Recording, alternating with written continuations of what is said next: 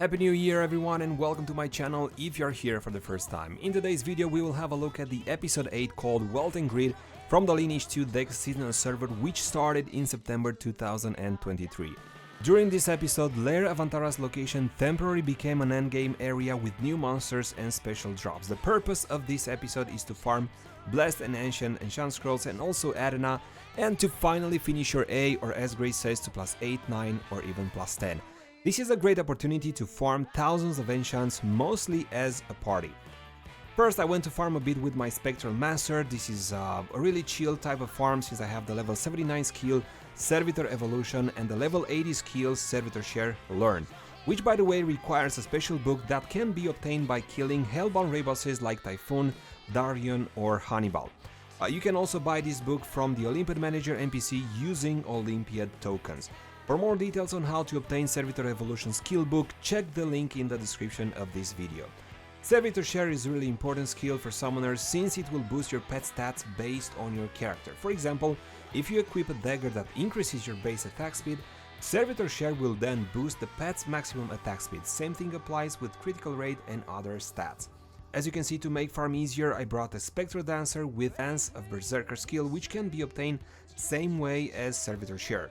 The skill will increase and at the same time decrease some stats, but overall I believe you gain more than you lose. Sometimes the monster will cast Poison and Bleed, which are pretty strong and last for a very long time, and that's why I have a Shillian Saint with me for heal and purify. I usually prefer to use a Cardinal, but I wanted to level this class instead. After I got bored, I decided to spice things up, so I've changed my party setup and came back for a quick AOE session, because I just love to play multiple characters at the same time, even though it's a lot harder to manage several characters at once. So I replaced my Spectral Master with my Dreadnought, I kept the Fortune Seeker, Shillian Saint, Spectral Dancer, but I also brought the Cardinal as a second healer and the Prophet as a backup for Resurrect and Summon.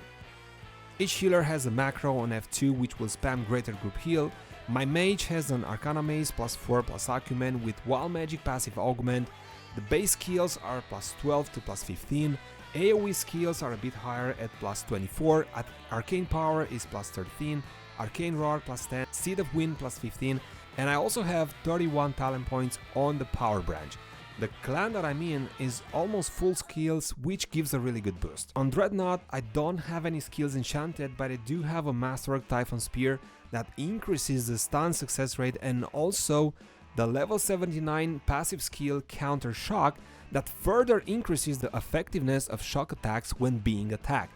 As always, in the first wave that I started recording my gameplay, things went south and my mage died without having Noblesse. And I thought it's a great opportunity to show you guys that sometimes things can go wrong. Actually, things went wrong almost in every wave, but I never died without having Noblesse on any of my characters.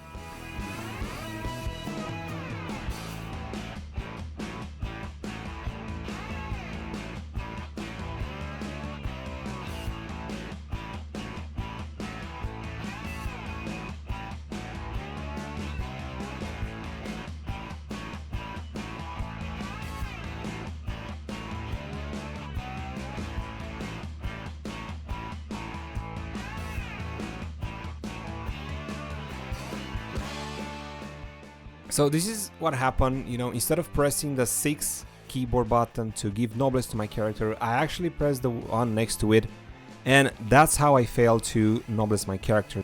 And now when I realized that I don't have buffs on my main DPS, I had to take a quick decision. Okay, what do I do now? Do I just let all of the characters die and come back?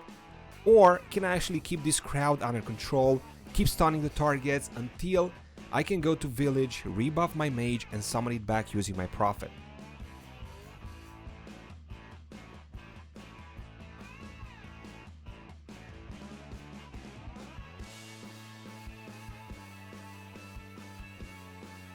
So I decided to just go to castle, wait until the character goes out of combat, do a full rebuff, summon it back using my Prophet and resume farming.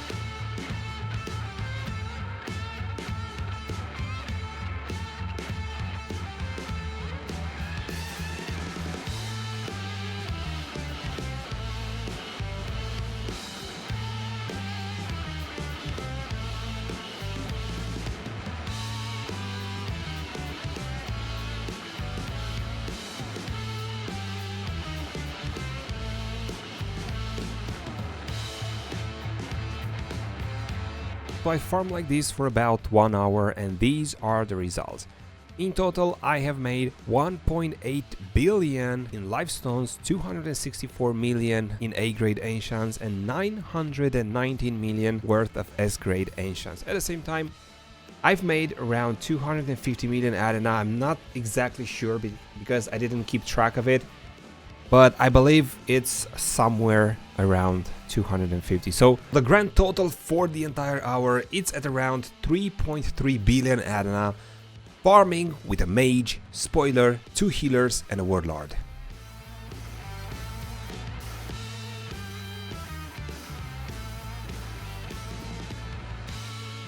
So I've looked around to see how other players are farming, and I've noticed that mages are pretty efficient, especially soul takers. Classes like Mystic Muses or Archmages are also good, but because they lack Vampiric Claw skill, they have to go target by target after sleeping the entire group. I would say that this is the best area to farm as a solo player if you have a decent character with gear and enchanted skills.